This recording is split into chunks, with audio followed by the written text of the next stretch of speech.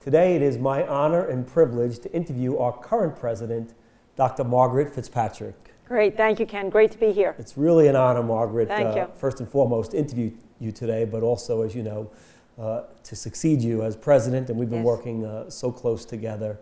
And I wanted to start, if it's okay with you, maybe right at the beginning. Your mom and dad and your family. I know that your dad is still alive and well and in his 90s. Yeah. You know, your mom lived a wonderful life up until her 90s. Right. Your dad was a college professor. Mom worked in the president's office at St. John's. So can you tell me a little bit about your upbringing and the influence of mom and dad? Yes, I think I was just destined to be in higher education because my dad loved his career in higher education. He was an educational psychologist at Boston State College, which is now part of the University of Massachusetts system. He met my mom when my mom was the administrative assistant to the president of St. John's University. And there was this young man who kept coming up to see my mom, and the rest is history. Yeah. And I have an older brother, I'm the next in line, and then I have another brother and two sisters. But at 16, when I was a senior in high school, I just admired the sisters who taught me in elementary school and high school, and I decided to become a sister of charity. And it's been a wonderful thing to do with my life. I think the hardest part about being a sister is not having a family of your own. Mm-hmm. And so being in higher education, I feel like I've had a wealth of young adults as my children and people who I've been able to guide in life. And so it's been a privilege all around. And after 25 years as president, I am thrilled to be handing over the reins to you and still to be president emerita and to come back and teach for a few years. Well, we're delighted to have had you for 25 years. Thank you. And God willing, we'll have you for another 25 there you go. In your new role.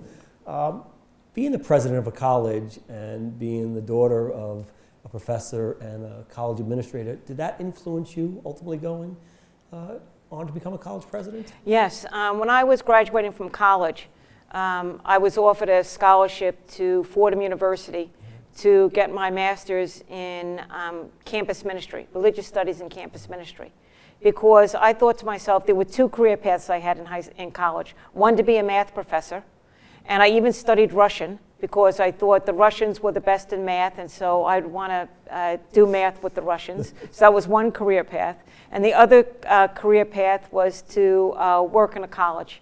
And so I thought, well, half the students are always going to be a little nervous with me teaching math. So I thought it'd be much safer avenue to go into campus ministry, which I did at Queensborough Community College, where I worked with first generation going to college, immigrant students. It was such a great 6 years that while I was there, I decided, I think I want to get my doctorate to stay in this field. And so I was lucky enough that Columbia University accepted me. And so while I worked full-time, I earned a second degree, master's degree at Columbia, and ultimately earned my doctorate. During that time, I thought, well, maybe I should get into more of the administration part of higher education. So I was able to secure a job at St. John's University. And I spent my next 14 years at St. John's University having different jobs. And my final position was senior vice president at the university. And it was wonderful because as senior vice president, I was over almost all of the areas except for academics. And so it gave me a great opportunity to learn about higher education from all the different perspectives. And while I was studying, it was a great way to study and to do the job at the same time. So when I was in my last 2 years at St. John's University, I said to myself, well, what's my next career? And I thought, I'd like to be a college president. So I had the nerve to think, I'd like to be a college president. I was in my early 40s. And so I applied to St. Thomas Aquinas College. And I'm sorry to admit, but I didn't even know where Rockland County was. And I lived in Queens, New York. And I took a trip up here, fell in love with the college. Lucky enough, they fell in love with me. And the rest is history. And do you remember what it felt like when you were first appointed? Yes. I remember calling my parents And the next day, my mother called me back and said, I couldn't sleep all night. And so I said, Mom, why? She says, because do you think you can do the job? Okay, so I wasn't nervous up until that point, but then I said, no, Mom, I should be losing sleep, not you, okay?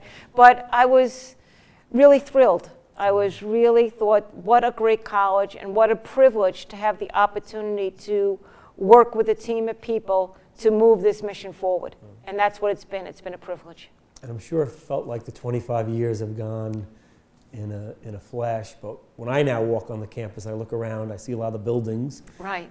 They were built during your tenure. Right. I visit the classrooms and I learn about the programs. They were launched during your tenure. Right. The new sports teams, whether it's sprint football or esports, all launched during your tenure. The fundraising, the friend raising, everything you've done for the community. When you look back, which accomplishments are you most proud of? You know, I'm proud of every one of those accomplishments because each one of them took time and effort to do. But I have to tell you 2 areas that I'm the most proud of. The first is welcoming students who come in as freshmen and seeing them very happy, very proud, saying they can conquer the world, and then the other ones saying, I wonder if I can do this, and meeting them in their senior year, having walked the road with them. We're a great-sized college where we get to know our students, and to see the maturity, and I think, wow, I remember when so-and-so was a freshman, and he was, and she was, and so I think the best thing about being a college president is seeing the students mature and then going out as productive, educated, and socially responsible alums. And then to see those alums come back, wow, that is just great. In the same vein, I think I'm most proud of the people who got hired while I've been president. I couldn't have done this job without the people who were there when I was there. So all of them were mentors to me when I started the job. They were a great community of faculty and administrators. But I have to tell you, it's a thrill when you'll have this opportunity to interview faculty coming on the campus. Because the faculty are at the heart of what makes the learning process work with our students. And to be able to choose the faculty, and again, the same way I think about the students. All of a sudden, I see them as junior faculty. I see our senior faculty mentoring them, and I'm so proud of that mentoring relationship. But a few years later, all of a sudden, they're the heads of their departments. New academic programs are starting. They're becoming the faculty leaders and the leaders at the college. I am telling you, I sit back so many times with this smile on my face thinking, wow, we brought in such great students, and it's all because of the great faculty, and the same way with the staff and administrators. Because, you know, we're talking about today about the first responders. It's really the administrators and staff who first see the students. They see them at the beginning of the day. They're seeing them at the end of the day. They're guiding them through their careers. If it wasn't for our exceptional and loving, competent staff and administrators, the rest of the operation wouldn't work. So while we have great buildings for people to be in, we have great new programs, it only works because students are flocking to come here because they love our mission and because they leave as mature adults because of the employees who work here. That's what thrills me the most, and I know that'll be the same for you.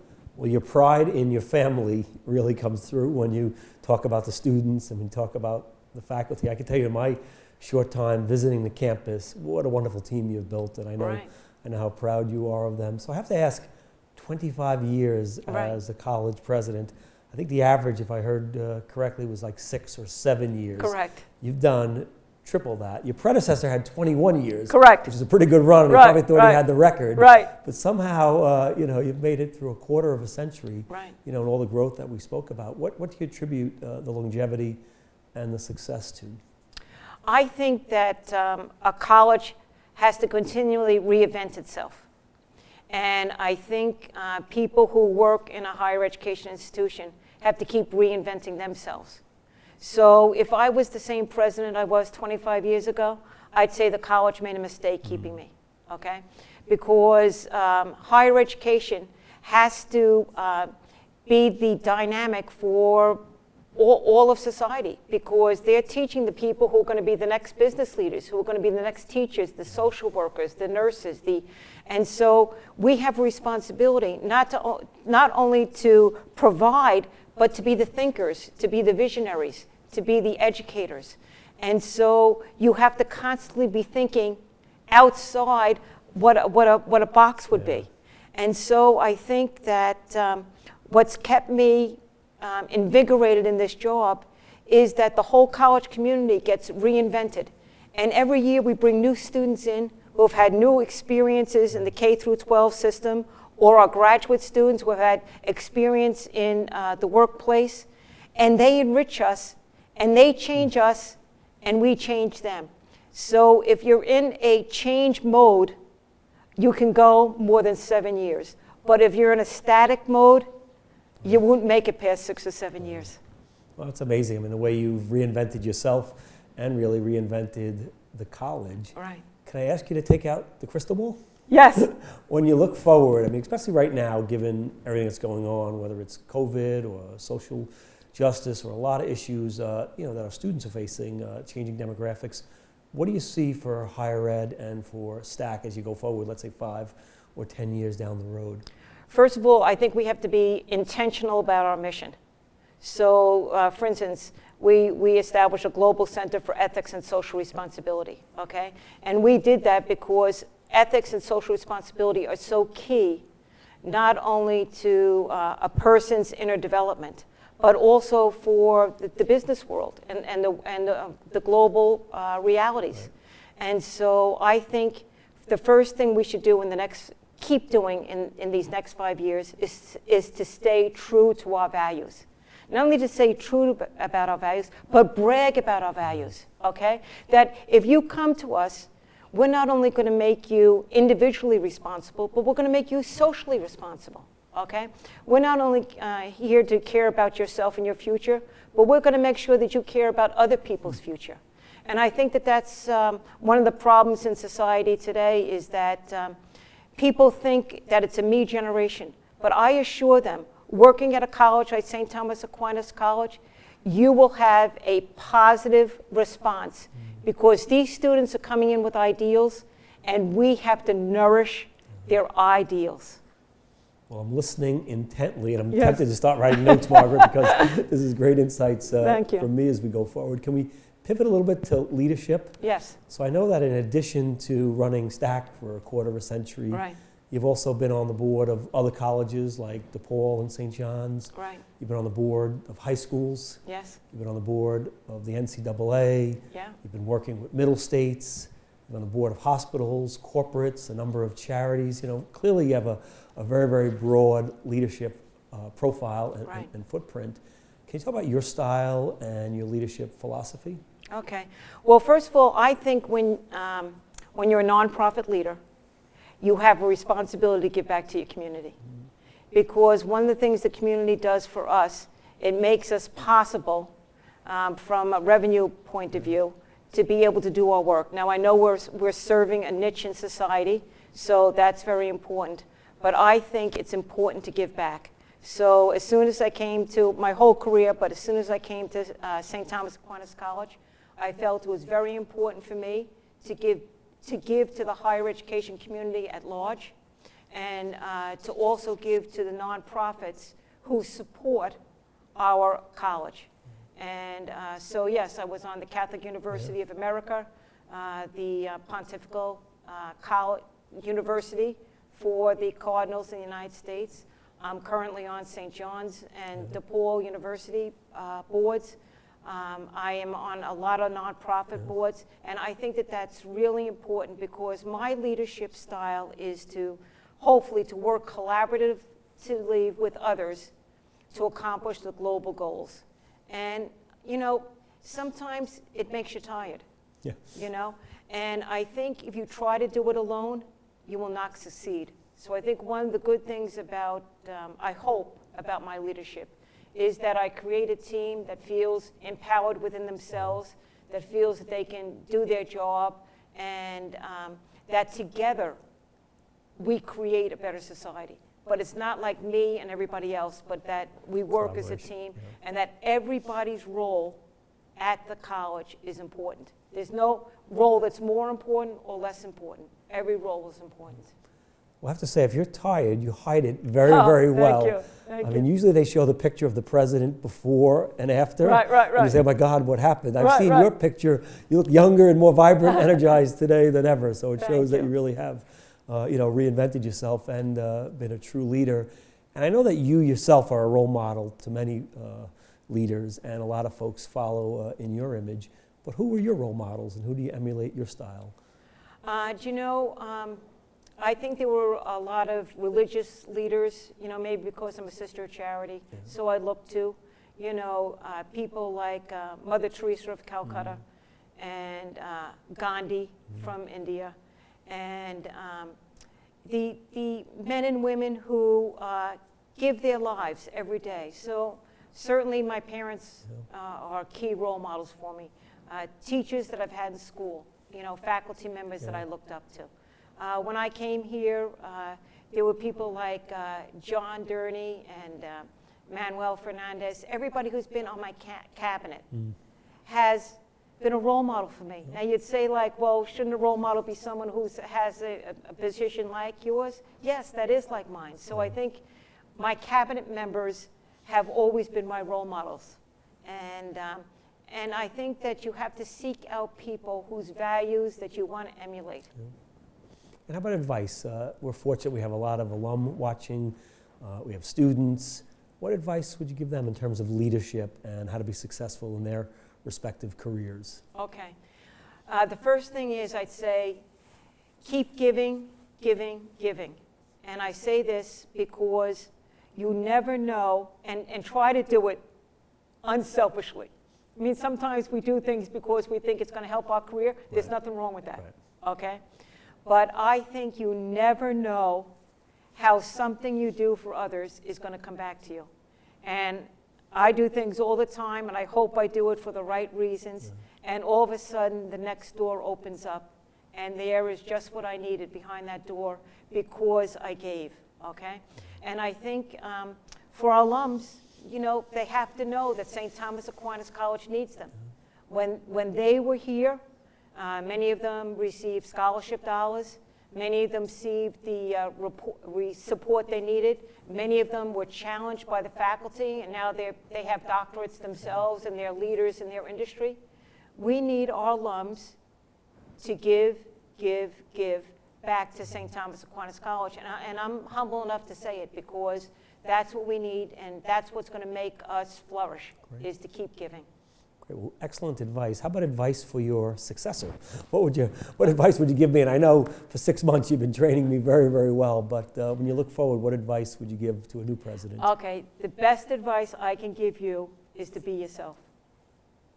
Because when we chose you, Ken, we chose you because you're who you are. You're a father.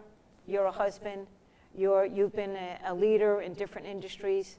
You have the educational background. You have the personality. So what we need you to be most, we need you to be you.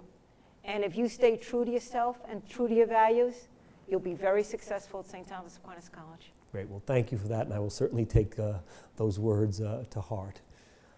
Tough one, Margaret, I know, has been the COVID challenge. So your last semester, I'm sure you had a different plan as to how you'd be spending your time. And in one sense, it's sad the way it's kind of come to a close. Having said that, when I look at it, it's almost fitting in that after 24 and a half years, who better than you to lead the college through, by far, its greatest challenge and greatest crisis ever. So could you talk a little bit about the tough days of COVID and some of the decisions you had to make and what it felt like and what leadership you were able to bring to the college?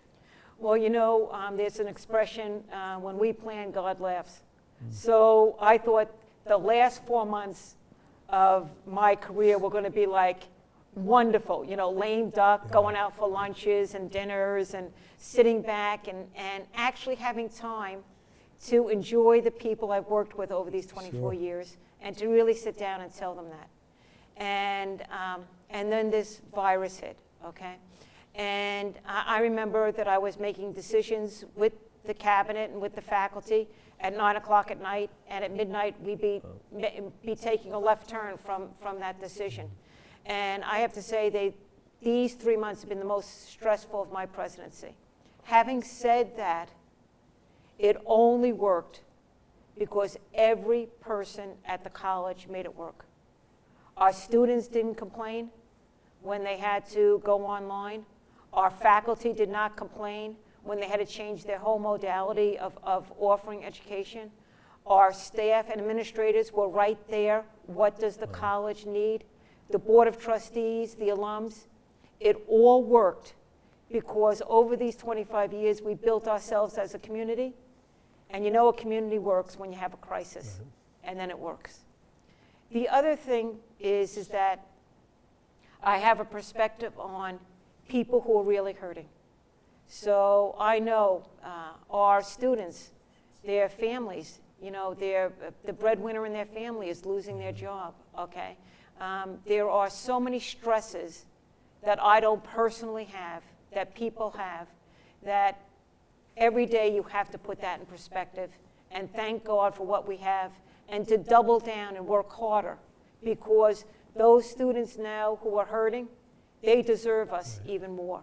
The faculty and administrators and staff who might be hurting in invisible ways, they need us more now than ever. So when I think of this stress, I put it aside because I said it's nothing compared to people who really have life-changing challenges that are facing them right now.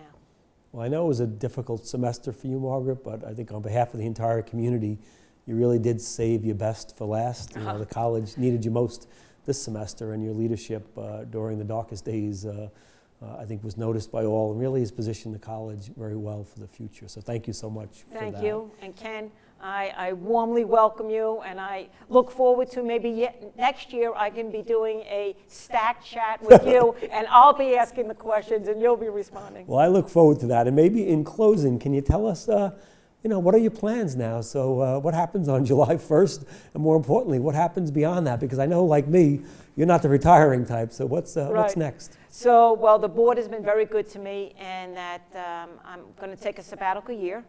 And my goal was to see the world through the eyes of the poor. So what I wanted to do with my sabbatical was to go and do community service while seeing different parts of the world, but not through like a rich trip, but through the eyes of the poor. So I still hope to do some of that. I'm doing some of that. I have plans for that locally to work with people in some of our challenged, economically challenged areas right here in New York while I can do that. And then I hope that it'll include some of my other plans to go to places in the world that I want to see and where I could be a help as well. So, and then been so fortunate, the college has allowed me to come back. I'm a tenured faculty member, and I'll be coming back to teach for 5 years at the college. And then in my role as President Emerita, I'll be happy to serve in any way I can. So those are my plans, and I've learned to make them a little bit looser than I usually plan things because of the position we're in as a world right now. Well, I promise you that I feel like we still owe you that last victory lap. We will bring you back for some of that recognition, and certainly look forward to years of you as a faculty and in a new role as President Emerita. We'll work together and do great work on behalf of the college. So Margaret, again, what an honor and a privilege, and on behalf of the entire community, congratulations and thank you for your leadership these past 25 years. And thank you for still saying yes, even when all of these challenges came. So Ken, the college is really looking forward to your leadership. Thank you. Thank you. So that's, I think, a very, very special STAC chat. Again, thank you to Margaret, and really look forward to future discussions. Thank you all.